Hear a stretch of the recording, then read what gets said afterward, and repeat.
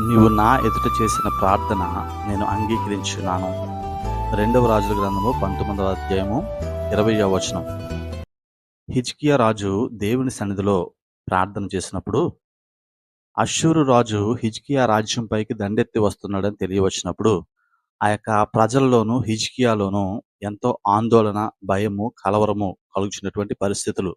ఆ పరిస్థితుల్లో హిజ్కియా రాజు దేవుని మందిరంలో దేవుని ముందర మోకరించి ప్రార్థించినప్పుడు దేవుడు యెషయా ప్రవక్త ద్వారా దయచేసినటువంటి సమాధానము ఈ యొక్క ప్రార్థన. అయితే మనం ఆలోచన చేస్తున్నప్పుడు మన అనుదిన జీవితంలో కూడా అనేక పరిస్థితులు గుండా మనం వెళుతూ ఉన్నప్పుడు అనుదినము కూడా ఎన్నో సవాళ్లను మనం ఎదుర్కొంటూ ఉంటాము. ఎంతో భయంకరమైనటువంటి పరిస్థితులు గుండా మనం వెళుతూ ఉంటాము. అవి ఆ పరిస్థితులు మనల్ని కలవరానికి గురి చేస్తాయి, భయానికి గురి చేస్తాయి, వేదనకు గురి చేస్తాయి. అయితే అటువంటి పరిస్థితుల్లో మనము దేవుని సన్నిధిలో మోకరించి ప్రార్థించినట్లయితే ఆయన మన ప్రార్థనకు జవాబు దయచేసేటటువంటి దేవుడు. మన ప్రార్థనకు జవాబులు ఇచ్చేటటువంటి దేవుడు. కాబట్టి ఆయన సన్నిధిలో మనం ప్రార్థించినప్పుడు ఆయన మనకు సమాధానాన్ని అనుగ్రహిస్తాడు. ఆయన శాంతిని అనుగ్రహిస్తాడు.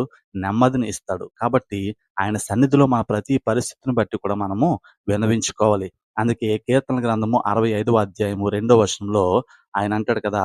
నా ప్రార్థన ఆలకించువాడా. నిజమే. ఆయన మన ప్రార్థన ఆలకించే దేవుడై ఉన్నాడు.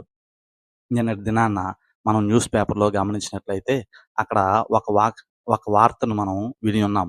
అదేంటంటే గీతం మెడికల్ కళాశాలలో ఇద్దరు విద్యార్థులు ఫస్ట్ ఇయర్ పరీక్షలు ఫెయిల్ అయిన కారణం చేత ఆత్మహత్య చేసుకున్నట్లుగా చూస్తున్నాం.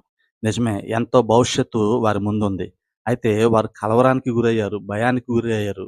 అటువంటి పరిస్థితుల్లో వారికి నెమ్మది లేనటువంటి స్థితిలో వారు ఆత్మహత్య చేసుకున్నారు. అయితే దేవుని సన్నిధిలో ప్రార్థన చేసినట్లయితే ఆయన మనకి శాంతి, సమాధానాలను అనుగ్రహించేటటువంటి దేవుడు.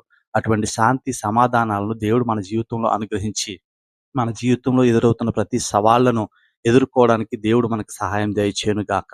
ఆమేన్.